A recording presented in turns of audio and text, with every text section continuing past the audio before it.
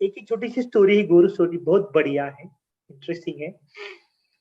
मैं पहली बार बेंगलोर चल रहा था, तब मेरा उम्र था 21 था। 21, हाँ 21 मेरा उम्र था। पहली बार मैं बेंगलोर, पहली बार मैं ट्रेन देख रहा था। पहली बार ट्रेन देख रहा था, और वो ट्रेन 4 बजे से सोलापुर से थी बेंगलोर के लिए। तो मैं जब वहां 5 बजे पहुंचा, तो फिर वहां के टीसी बोले तो ये तो ट्रेन चली गई, अभी तो 5 बजे। मैं थोड़ा सा हताश हो गया। फिर जाके लोगों को पूछा वो ट्रेन कौन सी खड़ी है, लोग बोले कि बेंगलोर वाली ट्रेन है। तो मैंने जाके फिर वहां से 2 टिकट ले, मेरे दोस्त का और मेरा।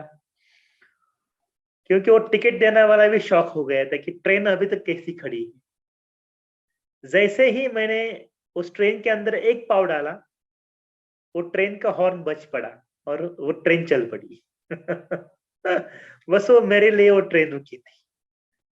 जैसे बेंगलोर चल पड़ा, आश्रम में गए तो वहां बहुत, मतलब उसी समय अपना आश्रम बहुत छोटा था। वहां के एडमिनिस्ट्रेशन बोल रही थी आप बिना फोन के कैसे आ गए, आप रुक नहीं सकते हो, आप तो फिर आपको फिर आज ही शाम को जाना चाहिए। हमने बोला हमको माफ कर दीजिए, बस एक दिन के लिए हमको यहाँ रुकने दीजिए, हम बस गुरुदेव को देखेंगे और जाएंगे। ठीक है बोले वो। तो एक दिन का हमने स्टे ले लिया। तभी हमारे जो महाराष्ट्र के एक टीचर थे, वो हमको वहां के दिखे, है ना। हमने बोला कि हम यहाँ ऐसे से आए, हमको रहना है 2-3 दिन। वो बोले रहो लेकिन छिप छिप के रहो। किसी के सामने मत आओ ज्यादा, छिप छिप के रहो 2-3 दिन। तो पहले दिन हमने क्या किया, एडवांस कोर्स चल रहा था, चलो गुरुदेव के दर्शन लेने हैं।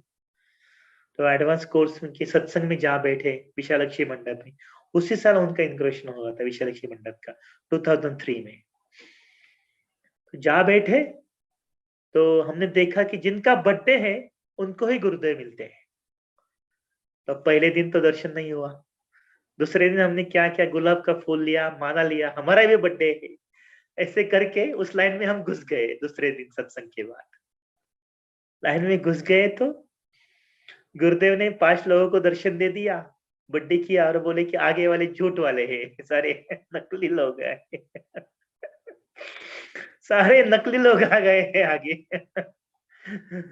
अरे बाबा, मतलब ये तो बहुत बड़ी बात है। फिर तब भी हताश हो गए।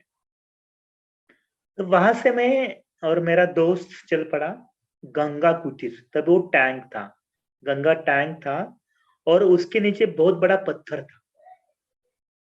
उस पत्थर के ऊपर मैं ध्यान करते बैठा, मेरा दोस्त कुछ अपना जो किताब पढ़ रहा था। बस इस मन में इतनी लगन थी कि गुरु का दर्शन होना चाहिए, नजदीक से उनको पैरों को मेरे हाथ लगने चाहिए, क्योंकि कल तो हम जाने वाले थे। ऐसा कुछ जादू कर दीजिए गुरुदेव। तो जैसे ही मैंने आंखें खोलते खोलते ही मैं दौड़ पड़ा, उस दोस्त को बोला तू रुक, मैं आया 2 मिनट में। उसको भी पता नहीं चला उसको इसको क्या हो गया, है ना। उसी स्थिति में, मतलब ध्यान की स्थिति में मैं दौड़ रहा था। विशालक्षी मंडप के आगे जो अपना एमपी थिएटर है, वहां जाके मैं ध्यान करके बैठ गया। तो 5 मिनट के बाद आवाज आ गई, हाँ मैं आ गया हूँ, आंखें खोल दो। तो मैंने जैसे आंखें खोल दी, तो मेरे सामने गुरुदेव। मेरा विश्वास ही नहीं हो रहा था कि मेरे सामने कैसे गुरुदेव आए। फिर मैंने उनके दर्शन ले लिए। बोले हाँ अभी हो गया ना तुम्हारा दर्शन, अभी तुम कल गाँव जा सकते हो, चलो अभी जाओ, गुड नाइट। हमको ऐसे ही गुरुदेव ने किया। तो हमने देखा कि वहां एक लेडीज आ गई थी, वो फिर वो इंदो जैन थी, बाद में मेरे को पता चला। उनके साथ गुरुदेव बैठ गए बातें करने के लिए, लेकिन मेरे को विश्वास नहीं हो रहा था कि ये सच्चे गुरुदेव है क्या। क्योंकि हम मैंने इतना सारा किताबें पढ़ा था, तो पता था कि ऐसे आते हैं कोई पुरुष, युग पुरुष, अपने भक्तों को दर्शन देने के लिए नया रूप लेके आते हैं। ऐसे ही ये अपने गुरुदेव नया रूप लेके आए होंगे। तो मैंने वहां एक सिक्योरिटी था विशालक्षी मंडप के पास, उनको जाके पूछा, वो दरवाजे के पास अंदर था वो सिक्योरिटी, कि गुरुदेव कहाँ है। सिक्योरिटी वाला मेरी ओर ऐसे देख रहा था, अरे पगले, अभी तेरे को मिले ना, तेरे को अभी दर्शन दिया ना उसने फिर गुरुदेव ने। वही देखो ना वहां बैठे हैं उस लेडीज के साथ बातें करते हुए। मतलब शक देखो, शक कितना होता है, लेकिन शक रखो पूरा रखो, 100% रखो।